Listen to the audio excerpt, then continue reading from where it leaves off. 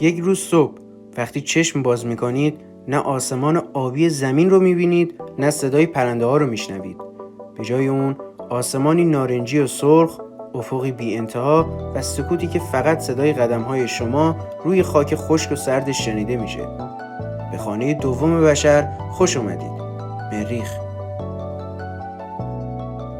چرا مریخ و نه مثلا زهره یا قمرهای مشتری؟ جوابش واضحه.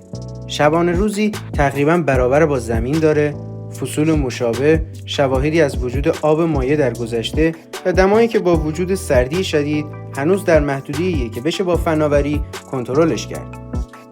البته شبیه بودن به معنای آماده بودن اون نیست. مریخ یک جهنم یخزده است. دمای میانگین -60 درجه، جو 95% دی اکسید کربن، فشار کمتر از 1% زمین و گرد و غباری که میتونه به ریه‌ها و دستگاه‌ها آسیب بزنه. با تکنولوژی امروز سفر به مریخ بین 6 تا 9 ماه طول میکشه. تصور کنید 9 ماه توی یک کپسول فلزی کوچک دور از زمین با دیدن فقط سیاهی مطلق فضا زندگی کنید. خطراتش چیه؟ تابش‌های کیهانی، مشکلات روانی ناشی از انزوا و نبود هیچ گونه کمک فوری از زمین. ناسا و اسپیس ایکس دارن روی موشک‌های عظیم مثل استارشیپ کار میکنن که بتونه صدها تن تجهیزات و حتی انسان رو به مریخ ببره. زندگی بدون این سه عنصر غیر ممکنه. آب. دانشمندان امیدوارن با حفاری سطح مریخ به لایه‌های یخزده برسن و با ذوب اونها آب آشامیدنی تولید کنن. اکسیژن. تکنولوژی جدید روی مریخ توسعه داده شده که میتونه از دی اکسید کربن موجود در جو مریخ اکسیژن خالص تولید کنه. این یعنی میتونیم هوای قابل تنفس رو از خود مریخ بسازیم. غذا.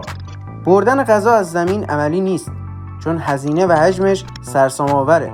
پس باید مزارع پیشرفته بسازیم تا گیاهان بدون خاک و فقط با مواد مغذی محلول رشد کنند. این مزارع توی گلخانه‌های شیشه‌ای یا حتی داخل پایگاه‌ها ساخته میشن. زندگی در مریخ شبیه فیلم‌های علمی تخیلی نیست، بلکه ترکیبی از ماجراجویی و خطر دائمیه. پرتوهای کیهانی میتونن خطر سرطان رو چند برابر کنن. گرد و غبار مریخ حاوی مواد به شدت سمیه. گرانش 1/3 زمین باعث تحلیل رفتن عضلات و استخوان‌ها میشه و شاید سخت‌ترین بخش زندگی در انزوای کامل و دوری از خانواده برای سالهاست. ایلان ماسک میگه تا سال 2050 یک شهر کامل روی مریخ خواهیم داشت. ناسا هم برنامه‌ریزی کرده تا اواخر دهه 2030 اولین انسان رو به مریخ بفرسته. شاید روزی کلاس‌های مدرسه روی مریخ برگزار بشه. بچه‌ها روی خاک سرخ بازی کنن و در افق نه زمین بلکه 2 قمر کوچک مریخ رو ببینن.